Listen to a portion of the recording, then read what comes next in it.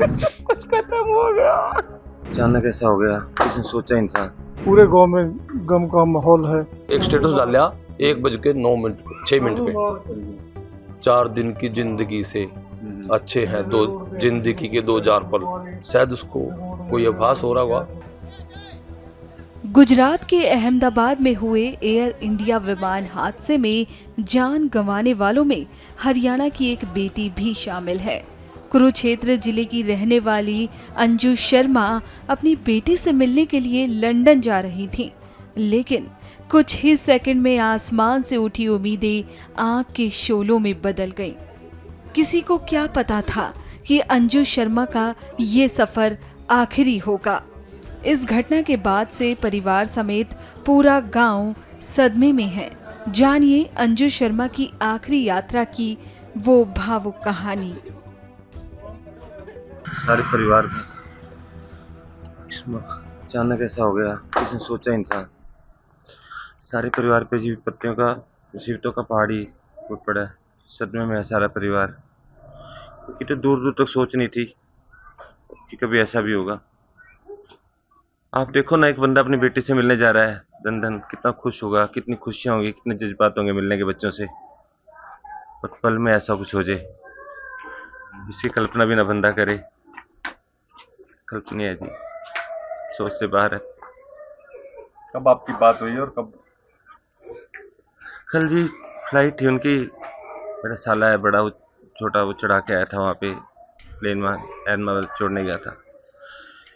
तो हमें पता था अभी प्लेन उड़ा है, थोड़ी देर बाद ही टीवी में न्यूज चलाई तो आ रहा था कि प्लेन दुर्घटनाग्रस्त हो गया, बहुत ज़्यादा भयावह हादसा था।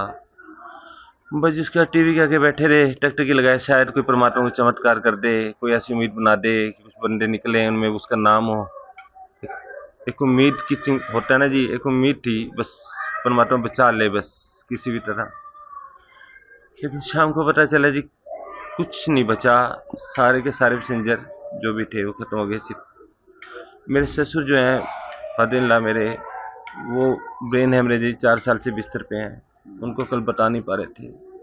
मेरी मदर इन लॉ हार्ट की पेशेंट है, उनको बताना बड़ा नामुमकिन सा था।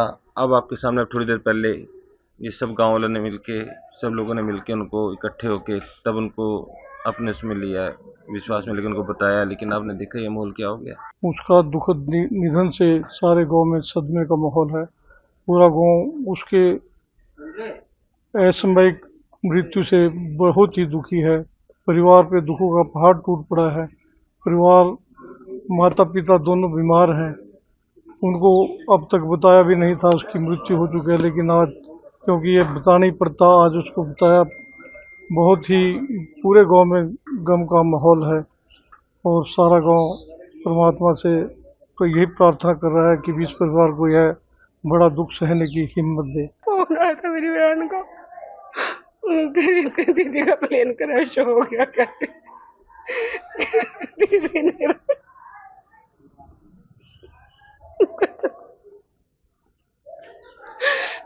मेरी बहन चली गई है। सुबह 11 बजे से मैं 12 बजे कॉल करी, वीडियो कॉल, मैं उठा ही नहीं पाई दीदी की कॉल। और फिर मेरी सारी बहनों को भी फोन करा, भाभी से बात हुई, परसों भी फोन करा था, अभी मिल के भी गई थी। सब खत्म हो गया। वो बड़ा भाई था हमारा, कुछ खत्म हो गया।